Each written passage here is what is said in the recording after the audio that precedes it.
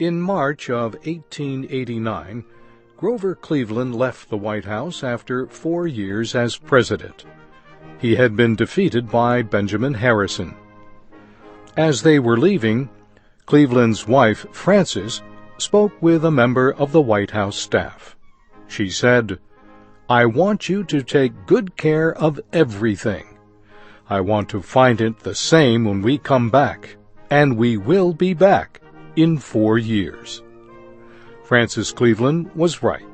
She and her husband moved back into the White House after he became president again in 1893. Grover Cleveland is the only man to serve 2 terms separated by the administration of a different president. This week in our series, Shirley Griffith and Frank Oliver begin the story of Grover Cleveland's second presidency.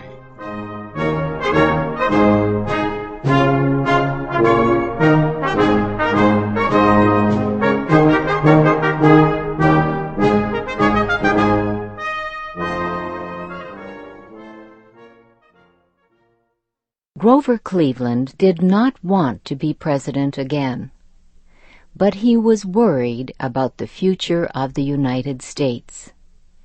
He did not think President Harrison could solve the serious economic problems the country faced. President Harrison had approved very high taxes on imports. He also had approved an increase in the supply of silver money. Grover Cleveland said both actions had hurt the economy. He also feared that Harrison was not strong enough to oppose the demands of special interest groups in the Republican Party. Cleveland believed he was the only Democrat who could defeat Harrison. He won his party's nomination, and he was easily elected to a second presidency. Grover Cleveland immediately turned to the nation's economic problems. The country seemed headed for a serious depression. Only a few days before Cleveland's second inauguration in 1893, a major railroad failed. Then, another big company declared failure. This set off a selling panic on the stock market. In the next few months, almost 8,000 businesses failed in the United States. 400 banks closed. 1 million workers lost their jobs. The prices of farm products fell lower than ever before, and thousands of farmers, unable to pay their debts, had to give up their farms. Experts offered a number of different reasons for the depression. Some said it was a plot by members of the stock market to ruin farmers and seize their land. Some said it happened because American factories were producing more goods than people could use. Still others said the problem was caused by the government's money policy. For many years, the United States and other nations used both gold and silver as money. Paper money was used to represent a nation's gold and silver holdings. The value of silver was tied to the value of gold. In the United States in the early 1800s, 15 ounces of silver had the same value as 1 ounce of gold. This value did not change until after 1860. That was when mines in the western United States began to produce large amounts of silver.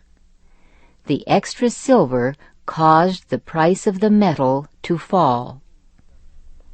In 1871, Germany declared that it would no longer support its paper money with silver. Instead, it would use only gold. Other European countries quickly did the same thing. The United States did too. In 1873, Congress passed a law that stopped the government from using silver as money. Western silver producers protested. They put great pressure on lawmakers to change the law. 5 years later, Congress passed a compromise bill. The compromise bill said the government could issue limited amounts of silver money. It said the government must buy $2 million worth of silver each month for that purpose.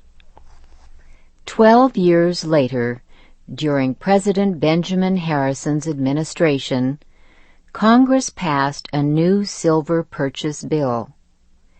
It said the government must buy 4.5 million ounces of silver each month. The Treasury Department would buy the silver with new paper money that could be exchanged for silver or gold. The new law increased the amount of silver money used in the United States. The country soon became sharply divided on the issue of silver money. Wealthy businessmen and bankers did not want to use silver money at all. They wanted the country's economy to be based only on gold. This was what was known as the gold standard. They believed the gold standard would keep the value of the dollar high. Using silver, they said, made the dollar less valuable. Farmers, laborers, and others wanted to use silver money, and they wanted an unlimited supply of it. Without silver, they said, the country's money supply would be too small. Gold would increase in value. People who had borrowed money would be hurt. They would have to pay back loans with dollars that were more valuable than those they had borrowed. President Cleveland supported the gold standard. He opposed any use of silver for money. He said the United States should use only gold, as other nations did. President Cleveland was sure the Silver Purchase Law of 1890 had caused the economic depression. He explained the situation in this way.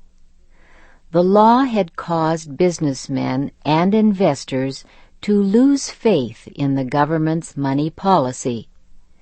They were afraid their money would drop in value as more silver money was put into use.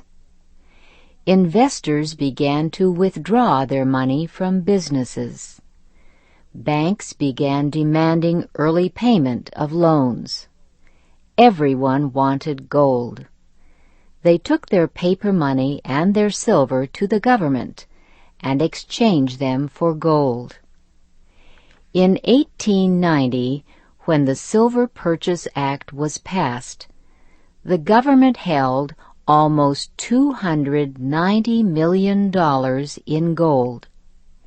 After 2 years, withdrawals had cut that amount to $100 million. President Cleveland and other administration officials began to worry. It was possible that gold holdings might fall so low the government could not support the dollar. Cleveland decided the only answer was to get Congress to kill the Silver Purchase Law. Then the government could stop buying silver. It could return to the gold standard. The Congress was not in session, however. It would not meet again for several months. President Cleveland did not want to wait. He believed the problem was too serious. So he called a special session of Congress. The President did not expect an easy time with the Congress.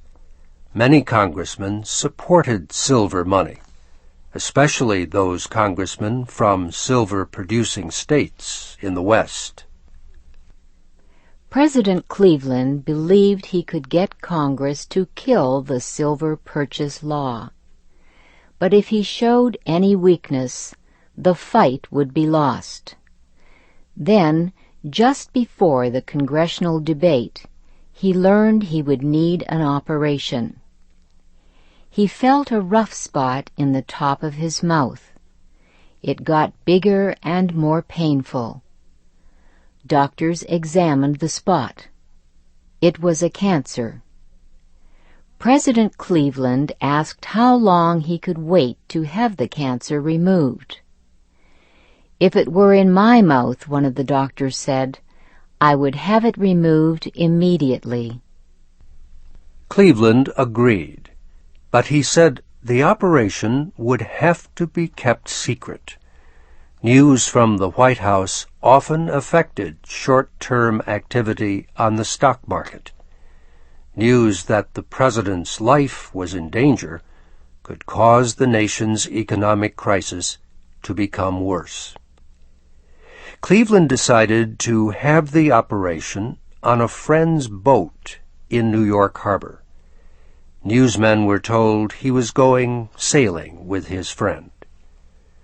Doctors made final preparations. They were not afraid of the operation, but they were afraid of what would happen if news of the operation were leaked to the press. One of them spoke with the boat's captain. "If you hit an underwater rock," he said, "hit it good and hard so we will all go to the bottom." As the boat moved slowly up the East River in New York, the doctors put President Cleveland to sleep with an anesthetic drug. Then they began the operation.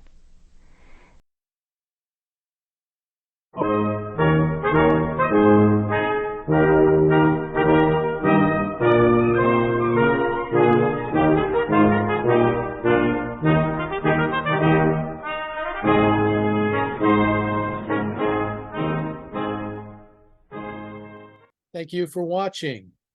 Can you do me a favor? Please leave a comment in the comment section below. That would really help. Thank you, and see you again soon.